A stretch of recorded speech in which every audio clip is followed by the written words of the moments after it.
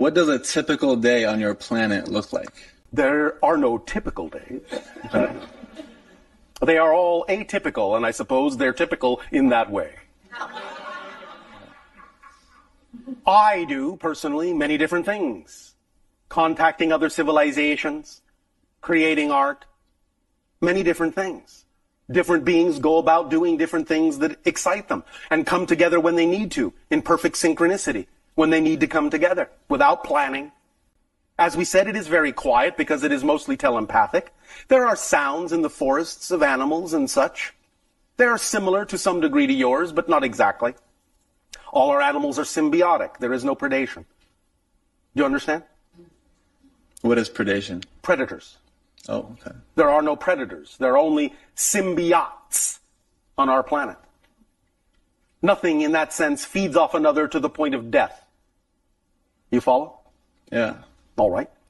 We go about doing many different things. There are trainings for those that come into the idea of being first contact specialists like myself. There are field trips to other worlds. There are journeys on spaceships.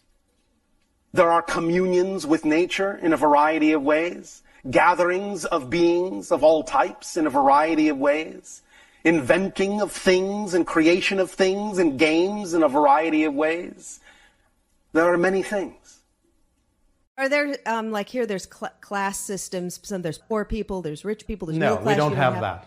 And so people can just really do what they want to do. Yes, the entire civilization is completely run and organized by synchronicity. People are where they need to be, when they need to be there, with whom they need to be, to learn what they need to learn, to get what they need to get.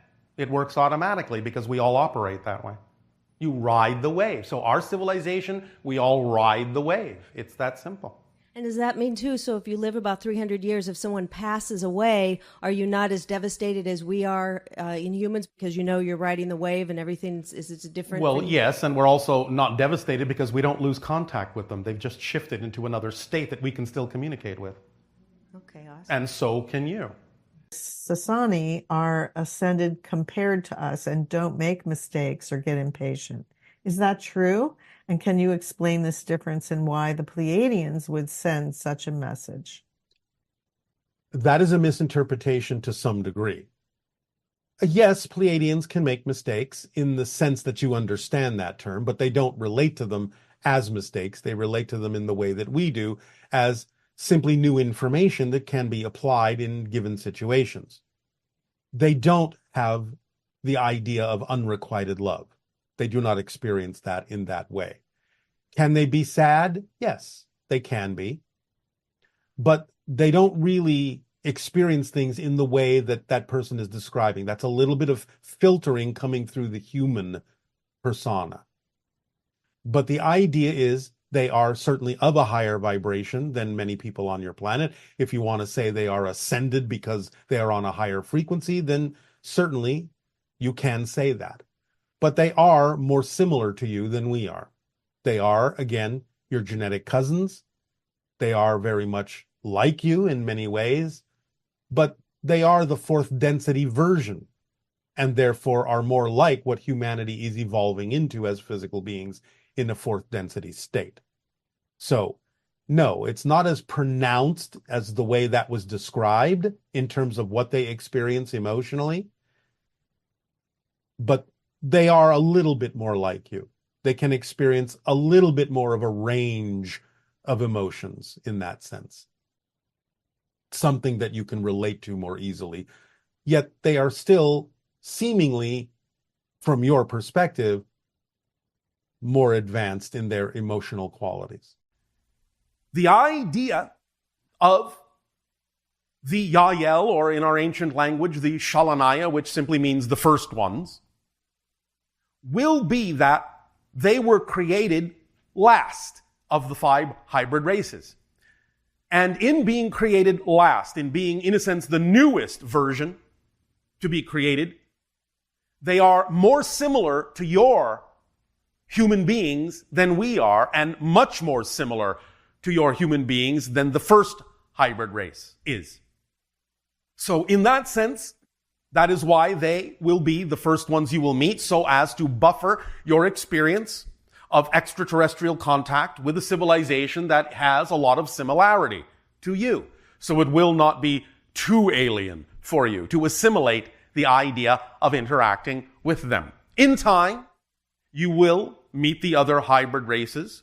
We, again, in the balanced position, in the center point, being the third hybrid race created, will be the third race that you will encounter of the hybrids.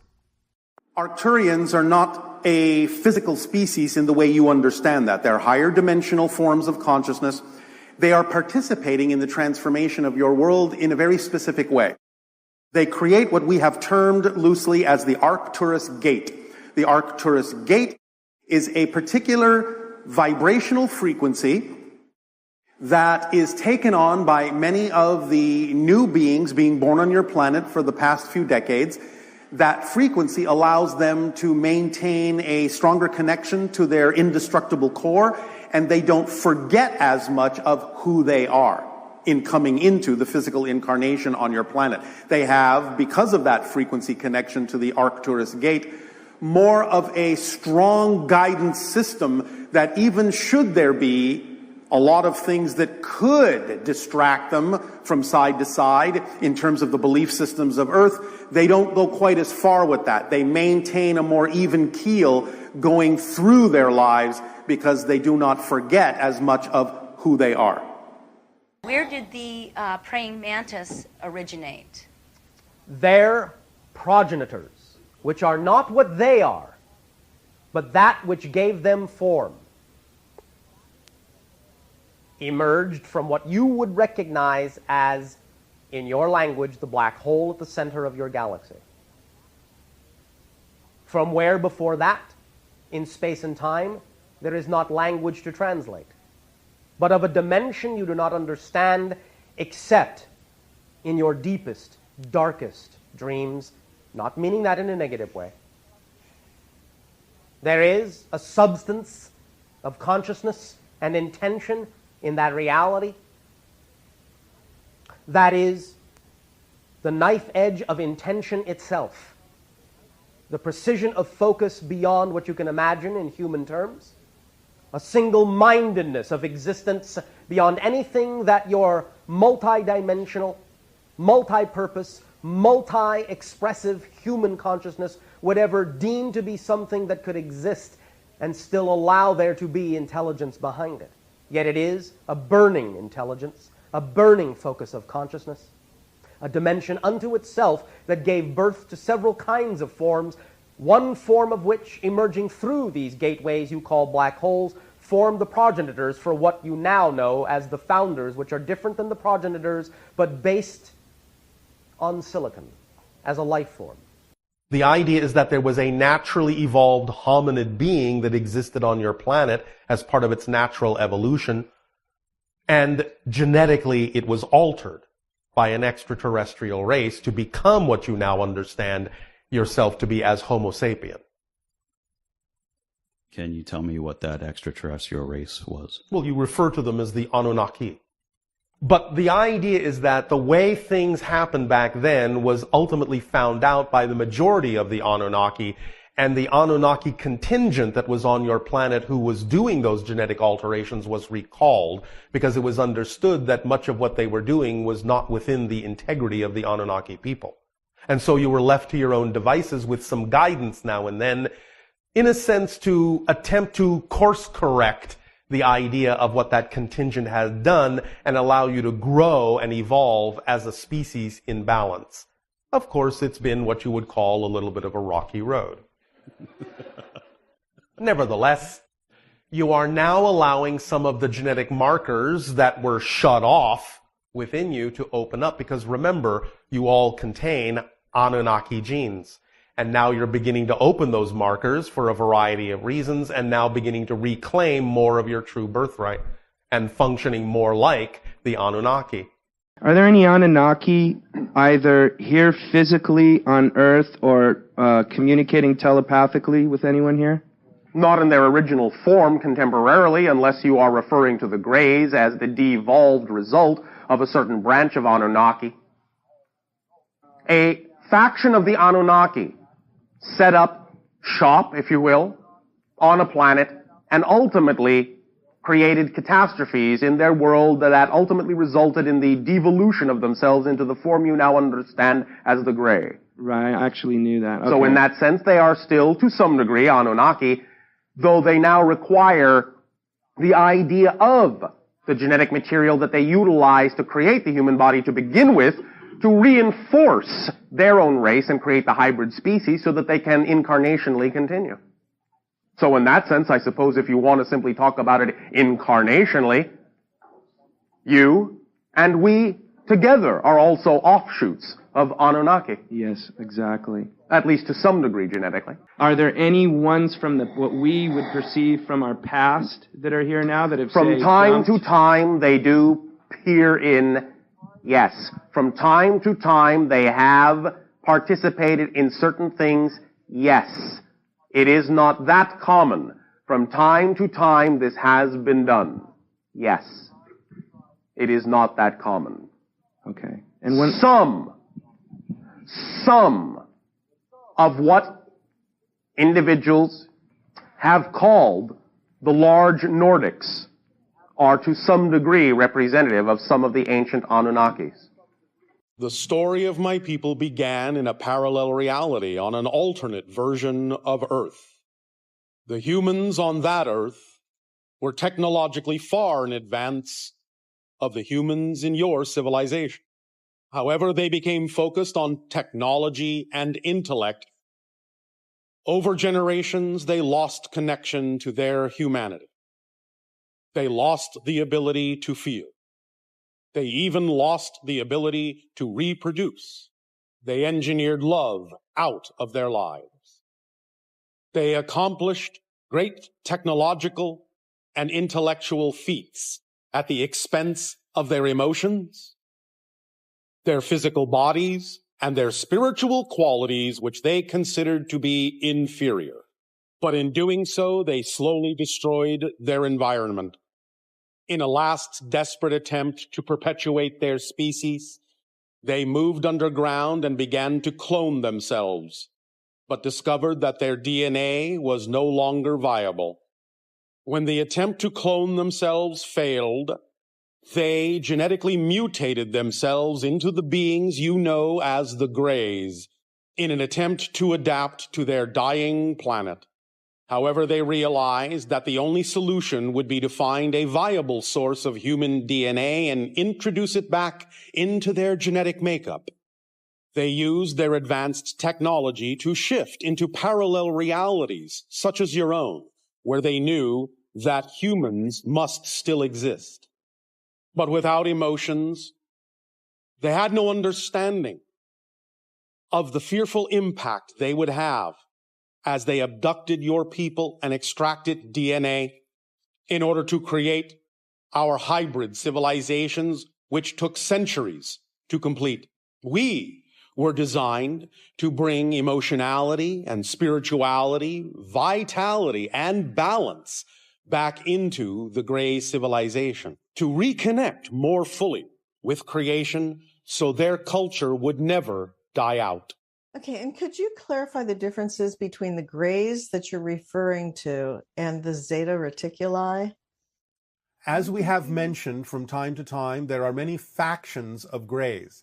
And the reason for this primarily is that when we talked about the idea of Greys coming from a parallel version of Earth and other parallel realities, you must understand that there are a multitude of Greys from different parallel realities that come through to different versions of Earth. So you have a mix of Greys, in a sense, that come from different origin points, all interacting to some degree in what you consider to be your reality. So the Greys that are connected to Zeta Reticuli are not exactly the same Greys that are involved primarily in our creation, in the idea of the hybridization agenda. So it gets a little bit confusing because some can cross over from one agenda to another from time to time. But there are many factions of Greys that come from many different parallel realities, all coexisting simultaneously in what you consider to be your timeline.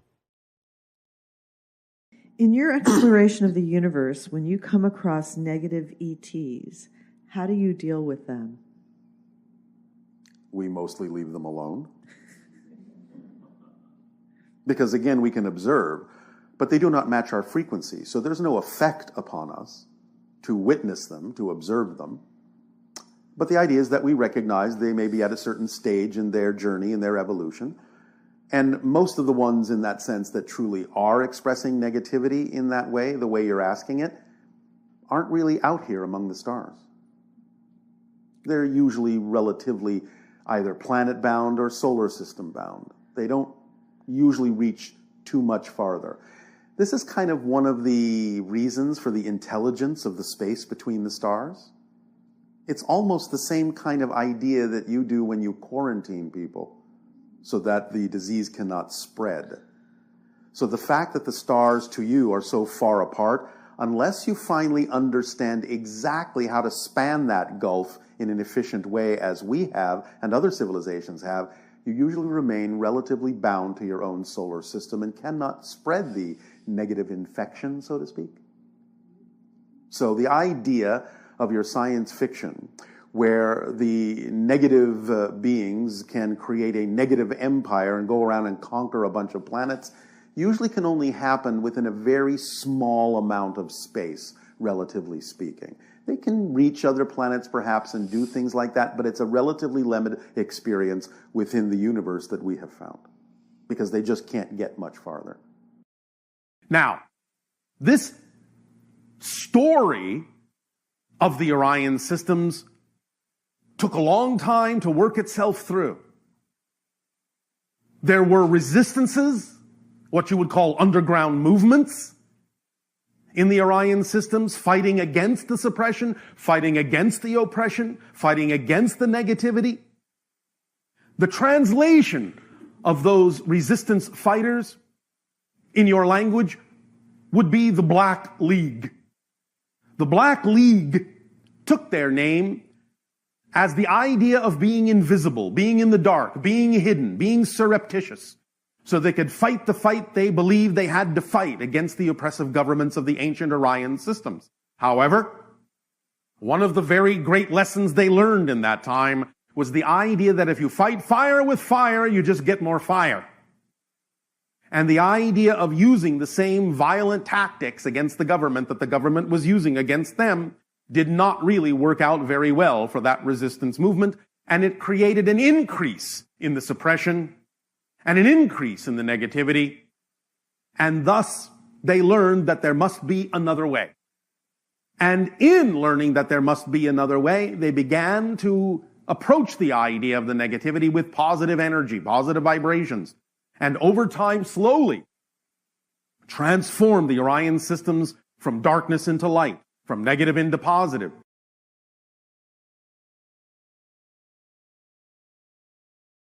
Many names for the idea of what you call God: God, Goddess, Allah, Jehovah, Tetragrammaton, the Light, the I Am that I Am, Wakantanka.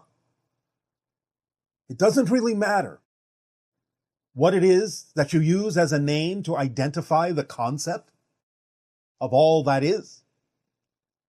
But it is important to understand that all of these names represent different archetypal expressions, different angles and different perspectives of the same one thing, so that all of your apparently separate religions, no matter how they present themselves, no matter how many symbols they use to represent the idea of God or aspects of God, are all talking about the same thing, but from different points of view that serve the uniqueness of the culture in which they live.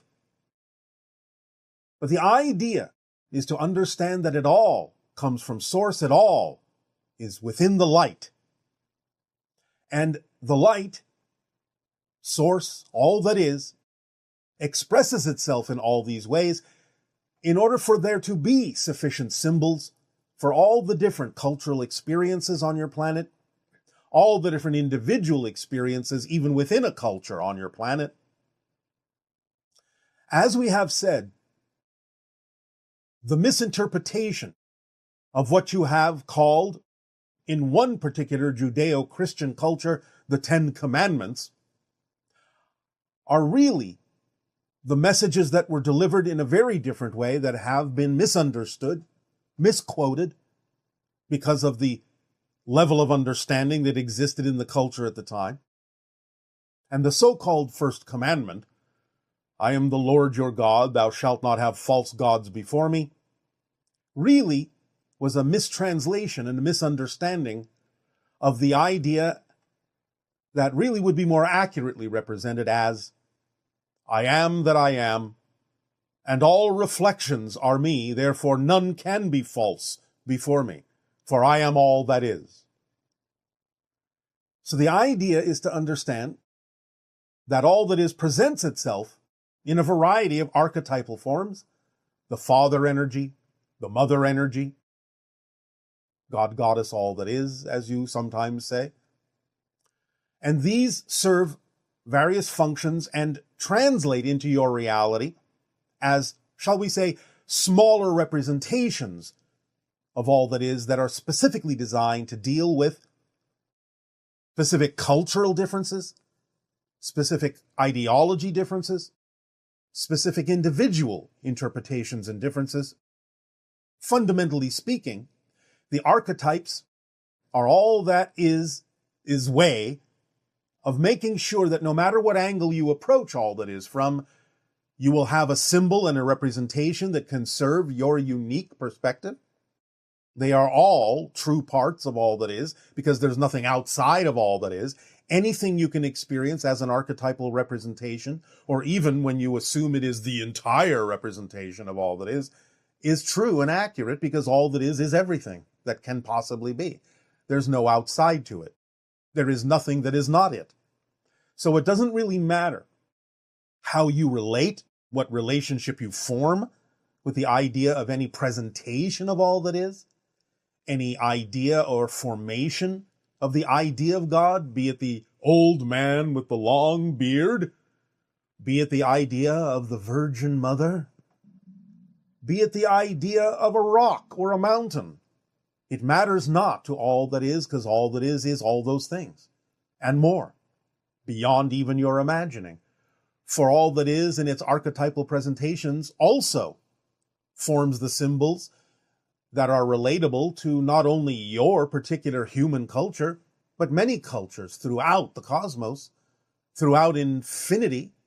Anything and everything, being a reflection of all that is, has its own way of understanding the presentation of archetypes from source, has its own representations that make sense to their cultures. So there are an infinite variety of presentations of all that is, but it is still the same one thing fundamentally. But as you expand your consciousness and start to realize that all of these are different faces of the same thing, as many people on your planet have expressed, the 9 billion names of God are still representative of the same one thing in the holographic, multidimensional presentation that it can use to present itself, then you start to allow those differences to sort of melt away, except for the parts you feel you need, and allow yourself to have a direct relationship, more directly, with Source, without necessarily needing it to be anything but the light. And in that light, you feel the vibration of the eternal existence that it is, the vibration you translate as the unconditional love of God. This is the vibrational frequency of existence itself. It is unconditionally supporting, unconditionally loving. And the idea is that there is no judgment in this. There is no expression of the negative in this. So even when individuals in different cultures might express or experience the idea of negative or demonic experiences, you have to understand this is still all part of God. Because there is the positive, there is the negative, and there is the neutral. These are the major archetypal energies, and they can be expressed in a variety of ways that can serve either positive or negative means.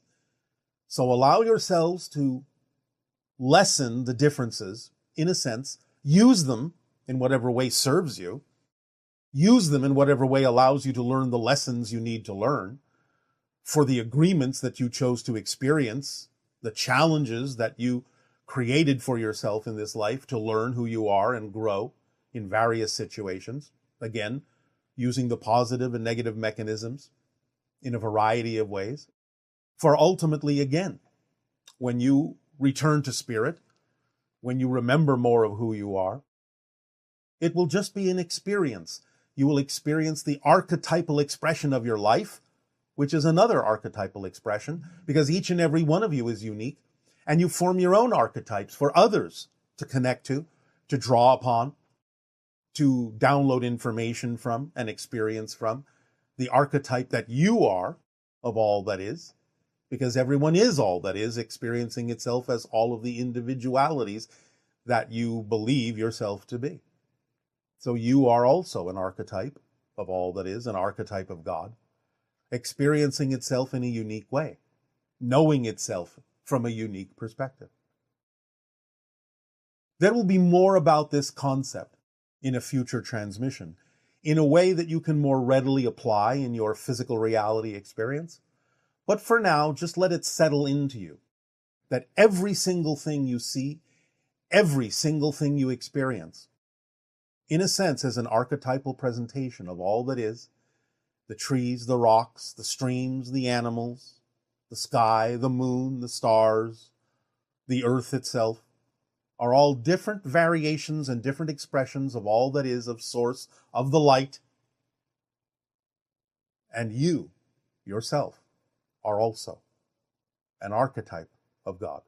A little off topic, if that's okay. All right. That's all right. So the first question actually had two parts to it, and it mainly has to do with state of being. Yeah. Lately, I've been feeling that I'm able to embody that frequency, that energy of my future desired self, who in this case is a rap star. That's one of my biggest dreams is to be a successful rap star one day. All right. Now, one moment. Let me stop you. Sure. If rap is your passion, don't add all sorts of insistences or conditions on how that needs to express yourself when you use the word successful. Okay. Because the meaning you may be giving that may not be, it may be, but it may not be the meaning that actually serves you. So you are successful when you are simply expressing your passion in any way, shape, or form. Don't necessarily limit it by putting conditions on what you think being a successful rap star looks like for you. Watch your insistences. So I'm really glad you said that. Is that maybe my negative ego coming into play, thinking that It's mostly your training. It's mostly your training saying, well, this is the only way that can actually look. Just relax that definition and be open to the idea that there may be other ways in which that can be represented as successful. You don't know. Just because I can't imagine it doesn't mean it's not. There's not some higher maybe reality. You use what you can imagine. You use what representation you do have as a way of getting you excited, but you drop that particular representation and stay in the state of being to allow the higher mind to bring you the way that actually works best for you. And it might be what you envision, but it might not be. So don't limit it by insisting on the particular way in which you've been taught to think. Just use it to your advantage to get you excited, but don't insist on that picture because it could happen some other way that could be many times better. Yeah. Well, again, I'm really glad you said that. It feels like I've heard you say in the past it's about state of being. Yes. And it seems like I keep making my goal or my state of being conditional on on having it to look like a certain thing in order for you to determine that you have been successful. Let me put it to you this way through an example. Okay. Let's just say all of a sudden synchronicity, and I'm not saying this is going to happen, I'm just opening your mind up a little bit. Sure. Let's say synchronicity suddenly brings you an opportunity to arrive at a children's hospital. And in that children's hospital, you do your rap for those children to allow them to feel more excited, more healthy, more uplifted. Now, what if that's all it turns out to be? Would you not know that you would still be getting absolute joy out of that, even though it's not traditionally what many people would think of as a traditional music career? Right. Right. So, no, I absolutely. Yeah. All right. So allow for different ways in which you could be of service by expressing your joy and your passion and your gift. I'm not, again, saying it has to limit itself to any one way. You may be doing it 12 different ways. But the idea is that if you only insist that one way is the way, you will never experience the idea of the 11 other ways it could also be. That's deep, Bashar. I'm really glad. My follow-up question to that is like irrelevant now, but I'm trying to process what you just said. Oh, it's not that difficult. You understand the concept that I'm telling you. Yeah, I think it comes down to this fear that I have. Actually, I have a couple fears, but one is that, I'm going to follow the formula, act on my passion, make music, and then I'm going to be 40 years old one day, living under a bridge or something. And well, that's extremely interesting that you would pick that kind of a scenario as the logical outcome of following your passion, which means you have a completely contradictory definition of what your passion is all about. Because you're saying, if I follow my passion, something that's not representative of my passion might happen. That's an absolute impossibility. Or even if it did happen physically that way, it would actually be representative of your passion and you wouldn't mind it. So the idea is to trust that the state of being will express itself through any outcome that is truly representative of your passion, no matter how it looks. What if living under a bridge for a day, a week, or a year actually improved your ability to deliver your rap songs, because now you've experienced a slice of life that allows you to go deeper in the content that you will share with other people? Would that not be part of your passion? I'm definitely starting to see what you're getting at. That's very, very enlightening. Yeah, I guess, and then it goes to another fear that I have of actually making it, big one day, and then it feels like, you can't handle it. Yeah, maybe just like every move I make would be under a microscope, and then so what? So what? Yeah. So what? That's your mantra. So what?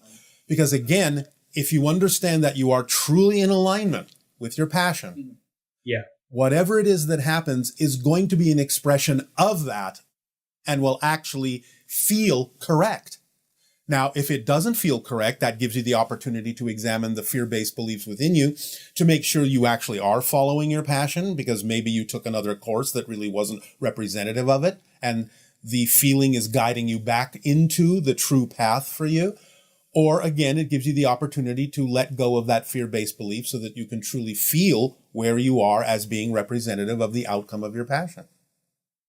I feel like on either case of either of those fears, those two extremes, the underlying fear is just embarrassment or maybe like feeling humiliated or something, making a mistake. So definitely something to... All right, but if you make a mistake, isn't that something you can learn from and do differently next time? Right, especially if I define it in the most positive light possible. Exactly. How you experience anything is how you define it. Nice. So I'm not saying you suddenly recognize negative things as positive things. I'm saying you recognize that even when something is generated by a negative experience, you can still get a positive experience from it if you stay in a positive state. Remember, that is one of the stages of the formula. You stay in a positive state no matter what happens, so you can get the benefit out of it. Right. Otherwise, you'll only experience the negative side of it by defining it in a negative way. Oh, this shouldn't have happened. I did something wrong. This doesn't belong in my life. I'm not capable. I'm not good enough. I'm not worthy, blah, blah, blah. And then if that's what you prefer, then that's what you'll get. Right. Awesome. So glad you said that, Bashar. Thank you so much for your time. It is our passion and our pleasure. Really appreciate it. Till next time. Good day. Good day.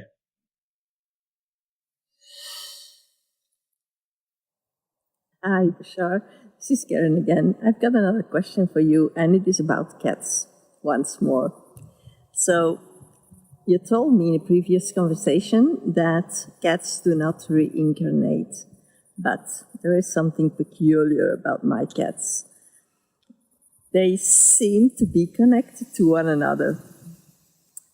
Now, my cats are not cats. They truly guide me. They truly help me. They're just magical. And I was wondering, do animals, and then especially cats, have an oversoul, just as we humans have? And the cats that truly take on this mission, maybe, to guide humans, do they come from the same oversoul? Thank you for broadening up my perspective on this. Thank you. Bye-bye. Yes, cats can have an oversoul. Now, when we said cats don't reincarnate, we say it in the same way that we say nothing actually does, because everything exists all at the same time, and reincarnation is an illusion from the physical perspective. You can create a sensation in physical reality, a perspective from physical reality that one life happens after another, but the idea is that it's simply a connection to things that exist at the same time and share similar frequencies so that you make that connection and think it's the same being over and over again when it's not. Different extensions of the same oversoul happening from the oversoul's perspective at the same time can play out in linear time-based physical reality as if they're in different times, all connecting back to the same oversoul. So reincarnation is the experience you can have from the physical perspective, but mechanically speaking, there's no such thing for humans, animals, or anything else, because everything exists all at the same time, and you make energetic connections to all these other things to create a linear continuity between them that makes it seem as if reincarnation is the mechanism, when all it is the experience from a particular perspective. But yes, there can be similar vibrations in cats that will be necessary to work with different humans in different ways or other beings in different ways. That creates a continuity that human may need to experience in order to understand what's going on as the lesson being reflected. Hi, Bashar. Good day, good day. I'm Rem from Sarasota, Florida. How are you doing today? Perfect, and you? Good. I'm really good. All right. Recently, I've been excited about exploring the Taoist permission slip called Nea Kung and how it relates to the concepts you share with us. All right.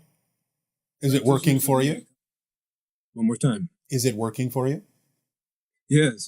I'm asking some really interesting questions, I think. All right. Practitioners of Nea Kung store energy in the dantian, or the subnavel. Taoist practitioners theorize that is an optimal place to store energy because of some of the first cells created in conception. All right.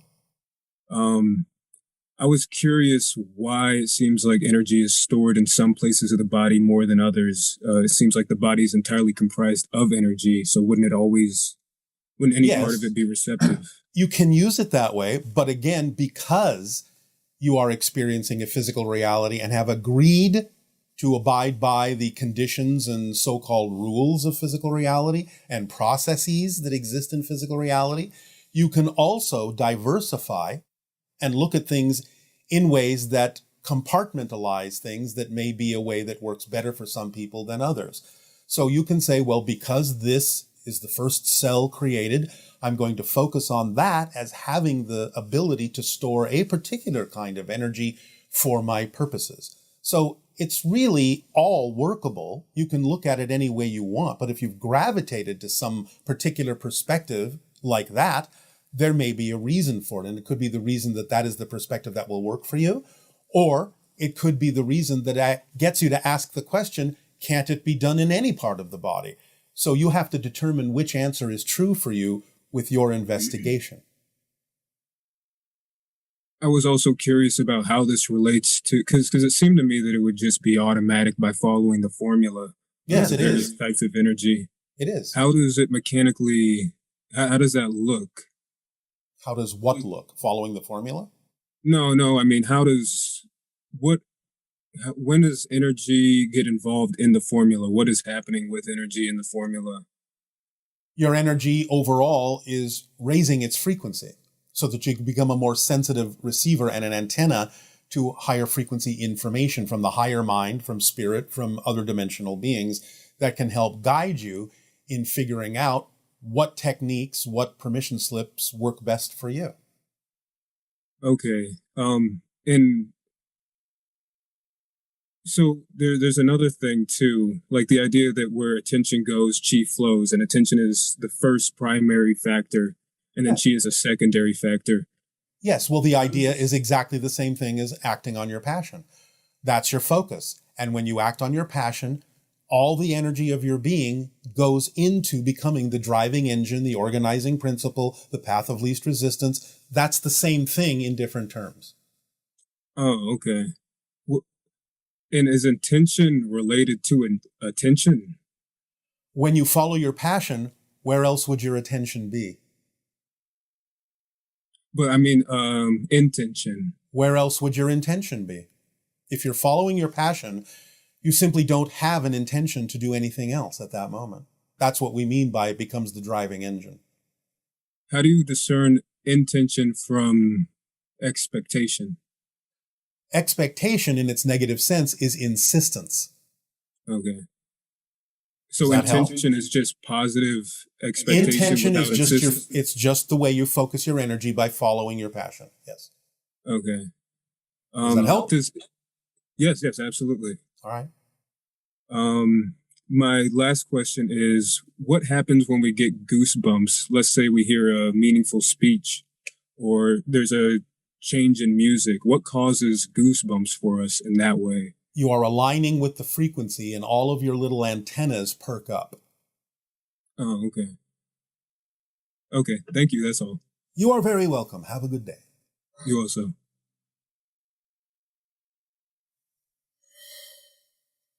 Hi Bashar, it's Dami from Israel. Can you tell us more about the moon, the way it changes monthly when it's getting half full and then getting smaller? I suppose that every cycle has its own energy. So can you tell us how can we use this energy that the moon gives us in every cycle so we can benefit our lives? And also, how does it connect to the women's monthly period? Thank you.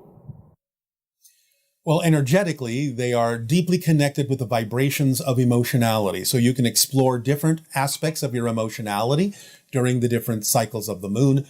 If you're asking for a physical explanation, well, you can look that up on your own in your internet because it's easily understood why there are different phases of the moon with regard to its position in its orbit around your Earth relative to the sun.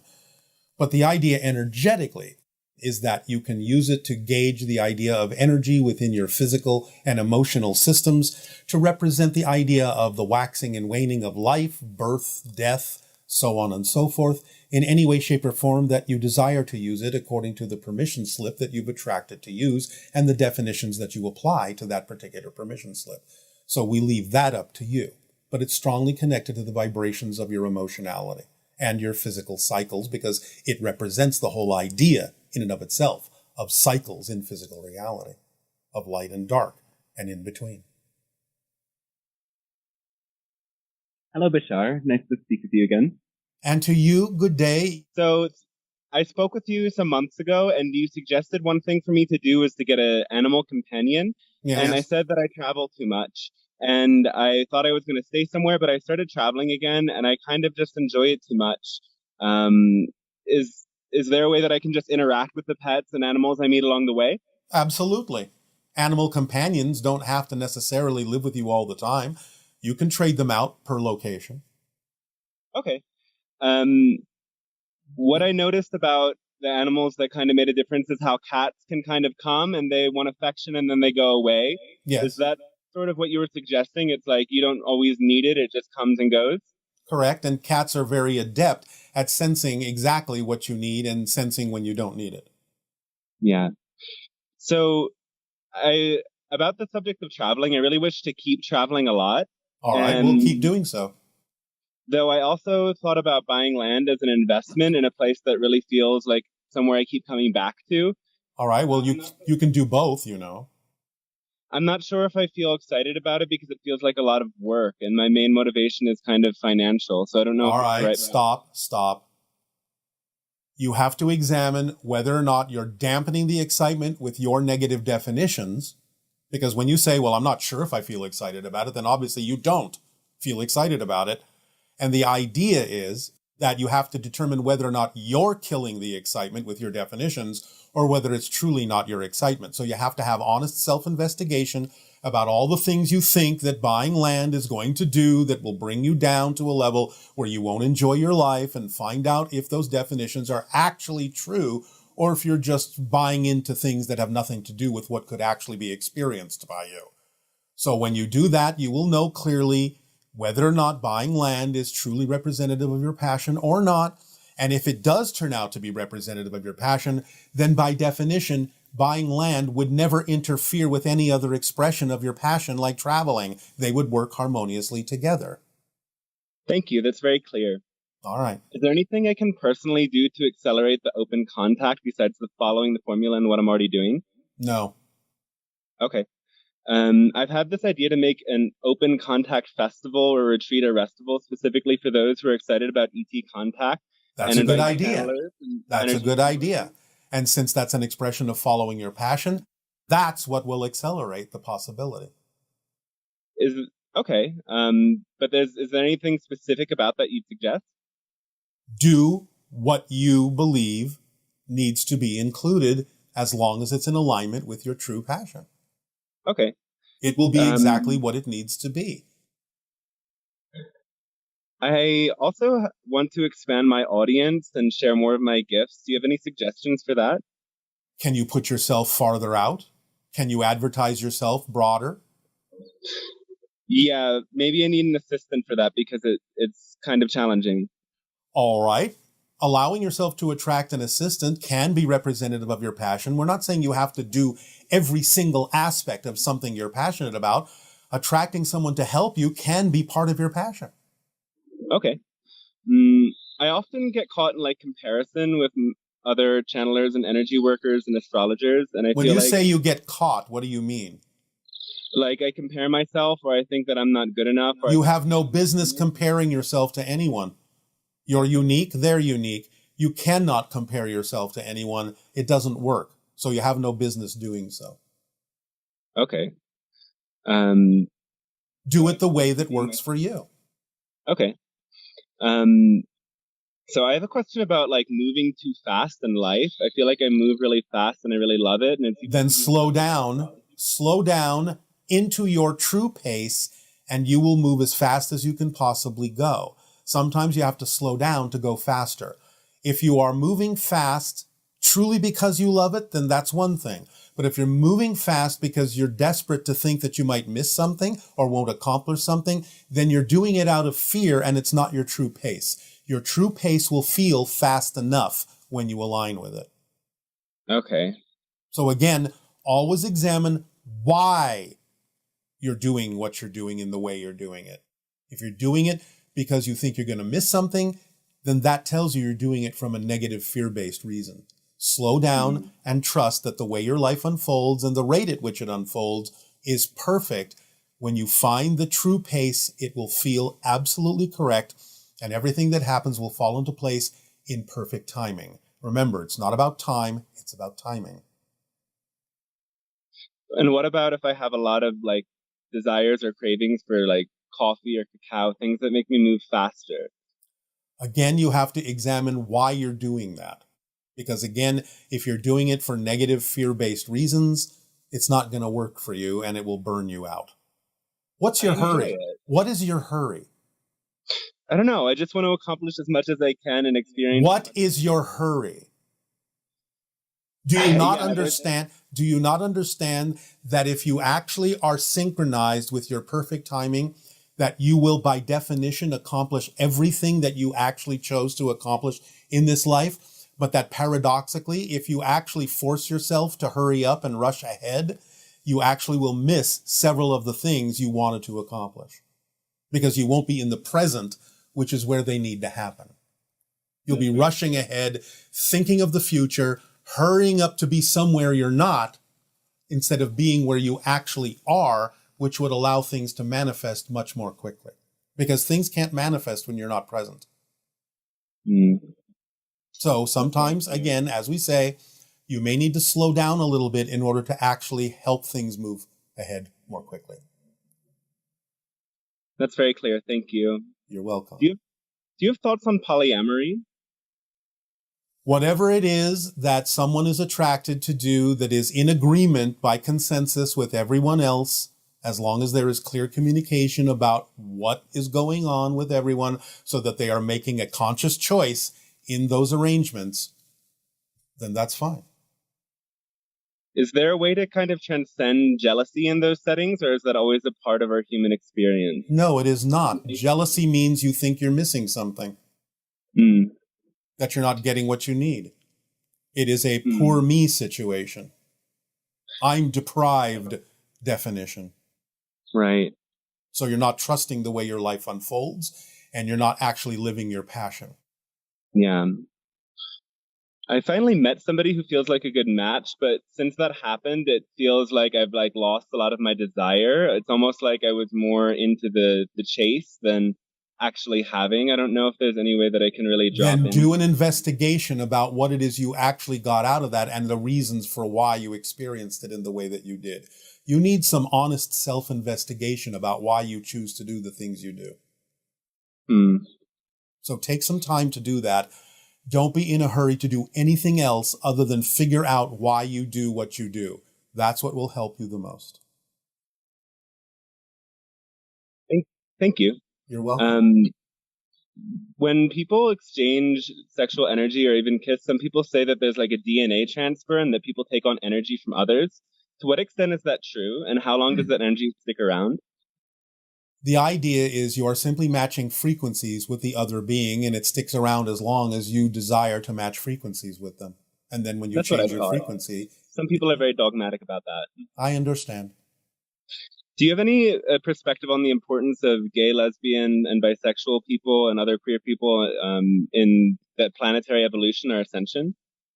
It is important for the evolution on your planet because it shows people on your planet that there are many different ways to express the soul and love. And on individual levels, is there something more significant that we can cultivate? Well, it can be. Yes, it can be, but we're going to leave that up to every individual who experiences it. That was all of my questions, too. You answered every single one. Thank you very much. You're amazingly synchronistic, and I love you so much. We love you unconditionally. Please move forward in your life in the best possible way for you, paying attention to why you do what you do. That's all you need to do. Okay. I hope to meet you soon. I hope that all of our extraterrestrial friends can land and we can have a big party. Someday that will be possible. I look forward to it. Thank you, Bashar. You are welcome. While many of you have been experiencing more synchronicity in your lives by using the formula that we have outlined, following your passion to the best you can, no assumption, no insistence on the outcome, remaining in a positive state no matter what manifests so that you can gain the benefit from it, we have come to realize in various conversations that there may still be a little bit of misunderstanding or confusion or lack of clarity about some of these concepts we have discussed with you in the past. Therefore, today, in this transmission, we would like to provide a little bit more precision in the understanding and explanation and definition of these concepts of state of being, circumstance, and synchronicity, and how they work. So the idea is to understand, first and foremost, that some people, when we talk about circumstance, and we have said circumstance doesn't matter, only state of being matters, there are many things to understand about this that will help clarify this concept. When we talk about the idea that circumstances don't matter, we don't mean that they don't have value. We don't mean that you should ignore the circumstance. Some people have taken that phrase in this manner. What we're saying is circumstances are the result of your state of being. They don't cause the state of being, your belief systems do. And when your belief systems create a state of being, that's what generates your reality experience, the reflection you get in your physical reality that creates the so-called circumstance or situation that you experience. So while the idea is that the circumstance isn't what creates your state of being, it can still be used to understand what your state of being is. Saying that it doesn't matter simply means it isn't the causation of your state of being. Therefore, don't go off the circumstance as if that's what's responsible for the state of being you're in. Always look to your belief systems first to determine why your state of being is the way it is, why your vibrational frequency is at the level that it's at. Therefore, you can always use your circumstance as a guiding mechanism to get in touch with what you would have to believe is true in order to have created this reflection, this circumstance.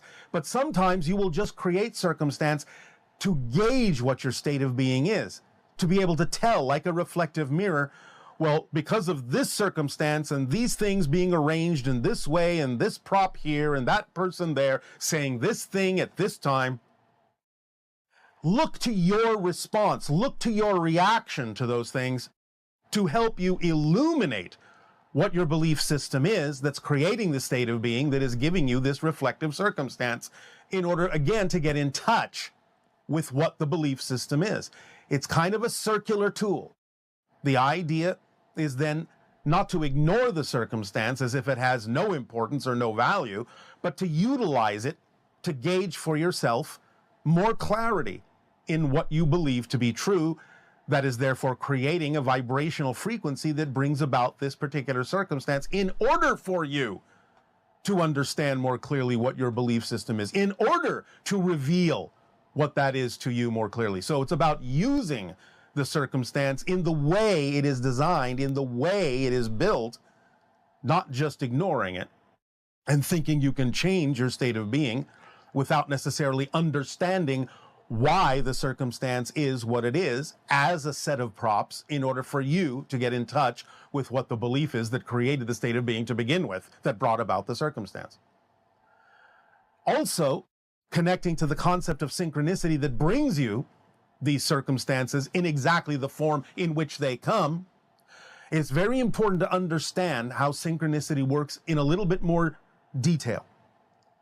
It's all well and good when you allow yourself to recognize synchronicity, when it brings you an opportunity that is representative of your passion, and it brings you the ability to act on things in the direction of your passion, and it brings you signs and signals that you learn to interpret as being representative of your path, which again is represented by the vibration of your passion. But also, there are times when people might become a little bit confused, a little bit frustrated, why certain things are not going in the direction you thought that they would. Well, again, of course, this ties into not having insistence or assumption, as we have said many times, but the idea also is that synchronicity will work not only to provide you an opportunity to act, but more importantly, will sometimes provide you an opportunity to not be able to act in the direction that is not representative of your path of least resistance. Many people don't understand that synchronicity can use the negative side for positive reasons. So your inability sometimes to actually go forward in a certain direction is also an indication sometimes of synchronicity showing you this is not the next step to take. This is not the direction you need to go in. This is not the path of least resistance, even though at first it may have seemed so. So it's important to really clarify in your observational skills, in your discernment skills, the ability to tell when synchronicity is not only telling you, yes, act on this, but is also telling you, do not act on this. You don't have the ability to act on this. This is not going to take you further. And you have to pay attention and have the discernment to tell the difference between when synchronicity is telling you, this is not something you can act on, or whether or not is your own fear-based belief telling you not to go forward. We understand that this can be sometimes a little bit challenging to tell apart.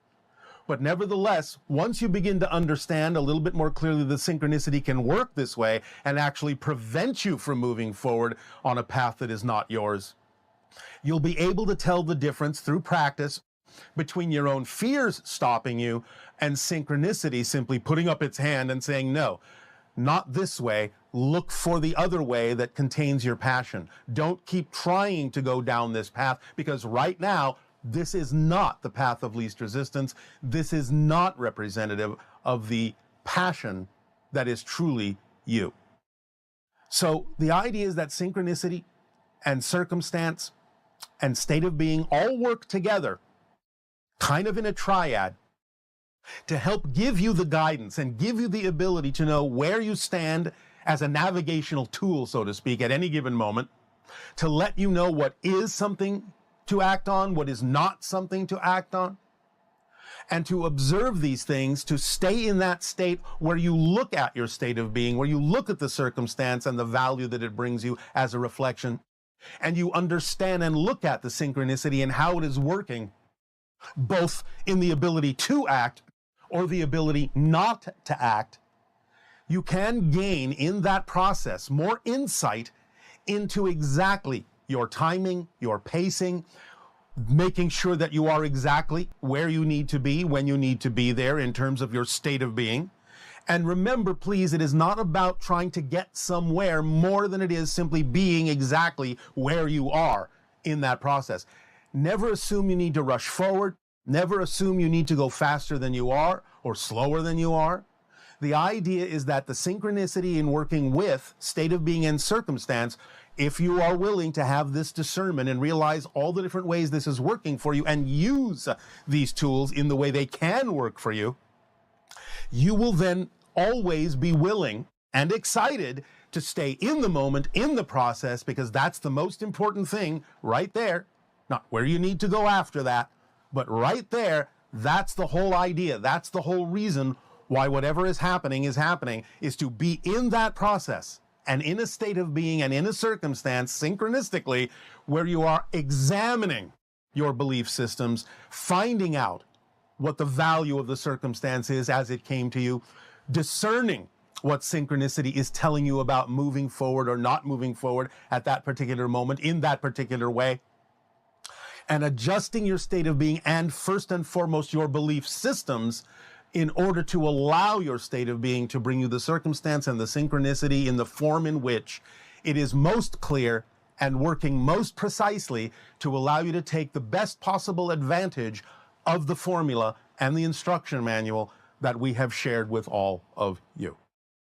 So let this sink in, ponder this, and allow these things in this moment that you ponder them to simply come to you and work for you. Again, you don't have to be anywhere else more important than what's happening in that moment. And just dive deeply into it. Meditate on it, think about it, however you wish to do it. But stay with that triad of state of being and circumstance and synchronicity, and really give yourself an opportunity to learn to develop the discernment to find out exactly what each of those tools is working for you and how it works for you best, by just staying right there with it and not being in a hurry to be anywhere else.